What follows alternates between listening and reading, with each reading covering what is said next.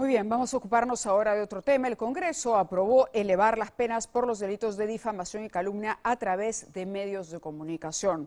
Cuando uno analiza la votación, y seguramente vamos a mostrar en pantalla cómo fue la votación, y uno ve qué bancadas son las que apoyaron este proyecto, que en realidad es un proyecto que busca amedrentar a la prensa, encuentra algunas respuestas. Perú Libre, Acción Popular, Alianza por el Progreso, el Bloque Magisterial, Renovación Popular. Muchas de estas bancadas comprometidas en escándalos, como por ejemplo el que han protagonizado los congresistas denominados los mochasueldos, u otras investigaciones y revelaciones que ha hecho la prensa independiente. Ya hay una legislación que condena la difamación, que condena la calumnia, pero esta vez han incrementado las penas de modo tal que se puede abrir la posibilidad de enviar de manera fácil a un periodista a la cárcel. Esto requiere una segunda votación, pero nos acompaña a esta hora de la noche el doctor Roberto Pereira, asesor jurídico de IPIS, para analizar y conocer su punto de vista y por qué esta norma aprobada por el Congreso podría constituir no solamente una amenaza, sino una venganza de la clase política a la prensa independiente. Doctor Pereira, muchas gracias por atendernos. ¿Cómo está, Mávila? Muy buenas noches, a sus órdenes. Al contrario, gracias a usted. ¿Por qué debemos decirlo? No lo voy a decir yo, dígalo usted, que es especialista en esta materia. ¿Por qué cree que este es una suerte de venganza o intento por atemorizar a la prensa que investiga sobre todo casos de corrupción?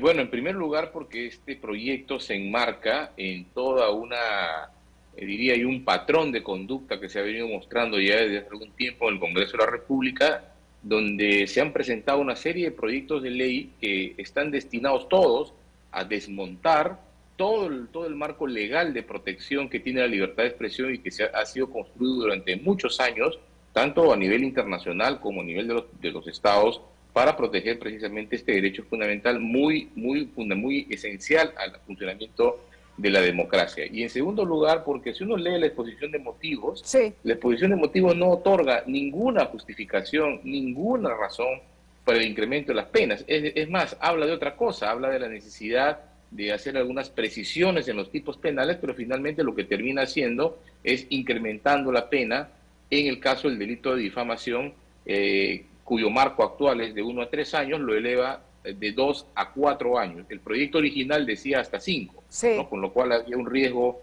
de cárcel efectiva. Esto lo ha bajado a 4. ¿no? Pero queda a criterio del juez, finalmente, disponer si esa pena de 4 años puede ser, efectiva o no, esa pena de prisión. No, porque para que pueda ser efectiva tiene que superar los 4 años de pena privativa de libertad. Pero más allá de eso, Mávila, acá lo que existe es una clara intención de amedrentar a la prensa, de enviar un mensaje de que estoy incrementando las penas, de que te voy a sancionar con un mayor rigor, ¿no? Si es que alguien se siente ofendido o que se siente afectado en su honor, básicamente los políticos, porque acá ellos dicen, bueno, que están preocupados por el honor de las personas, en realidad están preocupados por la fiscalización que hace la prensa de ellos, y este proyecto no va a servir para otra cosa, sino para protegerse ellos mismos frente a una serie de investigaciones y destapes que ha ido haciendo la prensa. No es casualidad, como bien decías tú al inicio de esta nota, la votación. La votación, ¿no es cierto?, está mayoritariamente respaldada por partidos, bueno, que han sido investigados, están ahí agrupaciones de los denominados niños, los mochasueldos, ¿no es cierto? Hay una serie de congresistas que han sido materia de reportajes y de destapes periodísticos, y yo creo que claramente está destinado a dar un mensaje de amedrentamiento a la prensa para generar una situación de autocensura, ¿no? Claro, al margen de la intención que tenga este objetivo que, como usted ha descrito bien, pretende atemorizar a la prensa, advertirle y decirle, fíjate, ¿no?, que tengo la herramienta para poder sancionarte, porque además creo que también se establece un monto de reparación que ha elevado el que ya estaba establecido, pero bueno, esos son los detalles de la norma. Al margen de ello, ¿usted considera que es una norma que sea constitucional? Es decir, si el Ejecutivo no observa y el Congreso, si el Ejecutivo no observa, la promulga, porque se requiere una segunda votación todavía, pero aún con observaciones del Ejecutivo, el Congreso podría aprobar esta norma por insistir. Claro. ¿Usted cree que esto pasaría el control constitucional o no?